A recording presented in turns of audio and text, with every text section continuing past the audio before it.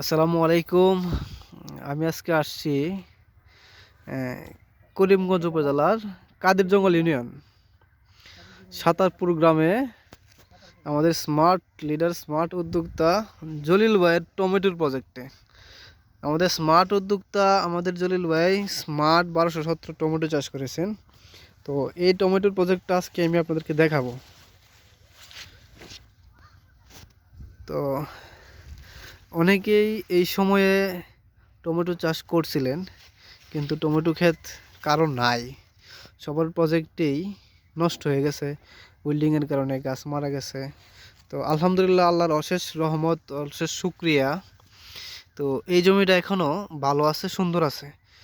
গাছ মানে উইল্ডিং হয় নাই, কোনো কিছু হয় নাই, গাছ টিকে আছে। আমাদের জাতটা খুবই সুন্দর একটা জাত। তো এখন কথা হইলো, সব কিছুই তো সব কিছুর পিছনে কোনো না কোনো কারণ থাকে। তো এই জমি টিকে থাকার পিছনে কারণ কি, রহস্য কি? তো আজকে আমরা শুনবো এই ব্যাপারে আমাদের স্মার্ট উদ্যোক্তা জলিল ভাইয়ের মুখ থেকে, যে আসলে এখানে জমি প্রস্তুতি কিভাবে করছে এবং কিভাবে করলে ভালো থাকে, সুন্দর থাকে এবং এত সুন্দর একটা প্রজেক্ট করা যায়। এবং এই অসময়ে কারো ক্ষেত নাই, কারো জমি নাই, সবার জমি নষ্ট হয়ে গেছে। তো এই জমিটা কিভাবে টিকে আছে, শুধু এইটাই না, এর সাথে আরও 3টা জমি আছে বইয়ের, 4টা জমির মূলত টমেটোর প্রজেক্ট। 4টা প্রজেক্টই আলহামদুলিল্লাহ এখনও টিকে আছে এবং ভালো আছে। তো 5টা প্রজেক্ট বয়ের, টমেটোর প্রজেক্টই 5টা। তো টমেটো পাকা শুরু হয়ে গেছে অলরেডি। ভাই আরও 20 দিন আগে থেকে ভাই টমেটো বিক্রি করতেছে। হ্যাঁ, পাকা টমেটো। তো বুঝতেই পারতেছেন, আজকে হলো ডিসেম্বরের 30 তারিখ। হ্যাঁ, তো 20 দিন আগে থেকে টমেটো বিক্রি করতে পারলে কেমন দাম বা কেমন কি পাইতেছেন? হ্যাঁ, তো তো পাইকারি প্রথমে 80 টাকা থেকে শুরু করছে ভাই আমার। তো আজকে আমরা ভাইয়ের মুখ থেকে শুনবো আর কি, যে এই গল্পটা, যে কিভাবে সম্ভব, কিভাবে হয়েছে, কিভাবে টিকে আছে, জমিটা কিভাবে প্রস্তুত করছিল, কি কি দিছিল। এই দেখেন, একদম গাছের গোড়া থেকে কিন্তু টমেটো। হ্যাঁ, মাশাল্লাহ। হ্যাঁ, শুক্রিয়া আল্লাহর দরবারে, আলহামদুলিল্লাহ, যত সুন্দর প্রজেক্ট আল্লাহ আমাদেরকে দিছে এবং আমাদের সুন্দর একটা জাত ভাই পাইছে। এই জাতের কারণে কিন্তু আসলে এত সুন্দর একটা প্রজেক্ট হয়েছে। আমরা ভিডিও করতে পারতেছি, আপনাদেরকে দেখাইতে পারতেছি। তো টমেটো আসলে ভিডিও করলে করতেই মন চায়। আর আমার মনে হইতেছে, মোবাইলের মাধ্যমে আমি যা দেখতে পারতেছি ভিডিওতে, তার থেকে বাস্তবে দেখে আরও বেশি মনে হইতেছে আমার কাছে। মোবাইলে দারুণ কম মনে হইতেছে, একদমই লাগতেছে না যে ভিডিওতে টমেটো আছে, কিন্তু বাস্তবে কিন্তু আরও বেশি দেখা যাইতেছে, প্রচুর টমেটো মনে হইতেছে।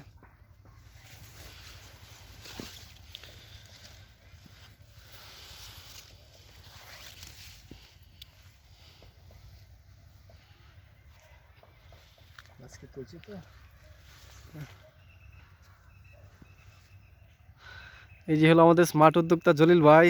তো এখন জলিল ভাইয়ের মুখ থেকে শুনবো, ভাই কি কারিশমা কি করছেন, মানে কেন আপনার জমি টিকে আছে, অন্যদের জমি টিকে নাই, জি ভাই, জমিটা এটা কিভাবে প্রস্তুত করছিলেন একটু দর্শকদেরকে একটু বললে। অবশ্যই বলবো। হ্যাঁ, আমরা এই প্রথমেই প্রথমেই শুকরিয়া আদায় করতে হয় মহান আল্লাহ রাব্বুল আলামিন।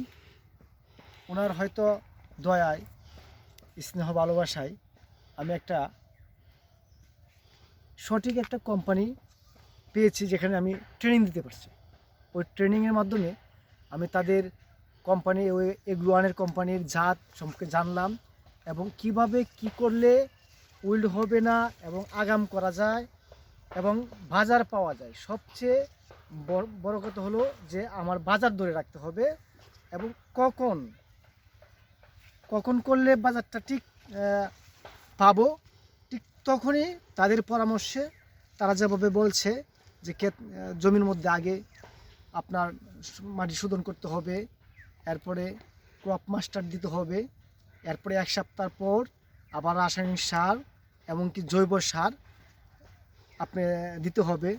এরপরে ব্যাডগুলা করে আরও প্রায় 10 থেকে 12 দিন পরে চারা রোপণ করতে হবে।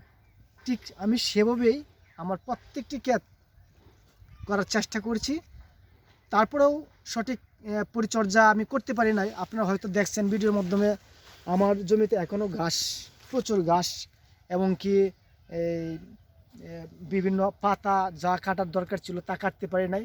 তারপরেও আমি বলবো এই জাতের জন্য বিশেষ করে, এবং যা তাদের যে শিডিউলটা স্প্রের জন্যই হয়তো বা আমার জমিতে এত টমেটো এখন পর্যন্ত আছে। আমি প্রথমেই আরও 20 দিন আগে থেকে বিক্রি করতেছিলাম 80 টাকা পাইকারি, এখন পর্যন্ত 60 টাকা বাজার আছে। যাই হোক, এই ঘন কুয়াশার দিনেও আমার টমেটো গাছ, আমার ক্ষেতের কোনো একটা গাছ উইল্ডিং নাই, হয়তো আপনারা দেখতে পারতেছেন। এবং উইল্ডিং তো নাই, এমনকি গাছে প্রচুর একদম নিচ থেকে আগা একদম ডোগা পর্যন্ত ফলন আছে। এমন আমি আশা করি ওই ফলন আরও 2 মাস আমার গাছ টিকবে, যদি এই অনুযায়ী করতে পারি আর কি, এই শিডিউল অনুযায়ী দেখতে পারি। তো আপনাদের উদ্দেশ্যে আমি একটাই বলবো যে এত বৃহৎ মানে পরিকল্পনা করে এবং প্রজেক্ট নিয়ে কিচ্ছু হবে না, যদি আপনি পরিকল্পিতভাবে অল্প কিছু করেন, সেটা দিয়ে আপনি অবশ্যই আপনার বেকারত্ব এবং অর্থনৈতিক যে সাপোর্ট, এবং আপনি একজন ভালো উদ্যোক্তা হিসাবে আপনি অর্থনৈতিক মুক্তি পাবেন। আমি সে আশা করি আপনাদেরকে ওই এগ্রোয়ানের ট্রেনিং এবং ওই অনুযায়ী পরামর্শ অনুযায়ী আপনারা অবশ্যই এই কাজে আসবেন। ট্রেনিং ছাড়া, ওনাদের পরামর্শ ছাড়া আমি মনে করি এই কাজে আসার প্রয়োজন নাই। তাহলে শুধু শুধু টাকা লস হবে এবং যারা উদ্যোক্তা আছে তাদের আরও বদনাম হবে, যে ওদের করছে, ও করছে, কি আর করা যায়। কিন্তু এখান থেকে অনেক কিছু করা যায়। সেটা আপনি আজকে হয়তো আমাকে দেখতেছেন, আমি 5টা জমি করছি, গত বছর 23 শতক জায়গা করছিলাম। মানুষ বলছে যে টমেটো দাম নাই, একদম কম দামে বেচছি, তারপরেও 2 লক্ষ টাকা আমি টমেটো বিক্রি করছি 23 শতক জায়গা। এবার করছি আমি প্রায় 60%, 2 বিঘা জায়গা। তাহলে আপনারা বুঝতে পারতেছেন যে এবার আমার কত টাকা বিক্রি হবে।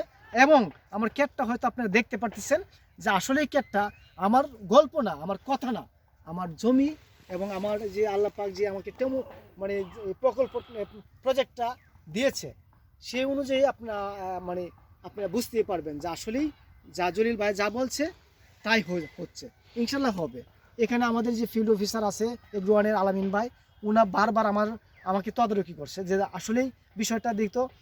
এখন উনা আইসা দেখে যে আসলেই তো অন্য আমাদের যে সময়ে যারা করছিল বিভিন্ন এলাকায়, পাকুন দিয়ে, কটিয়া দিয়ে, বিভিন্ন এলাকায়, কিন্তু ওই জমিগুলার চেয়ে আমার জমিগুলো আলহামদুলিল্লাহ অনেক ভালো।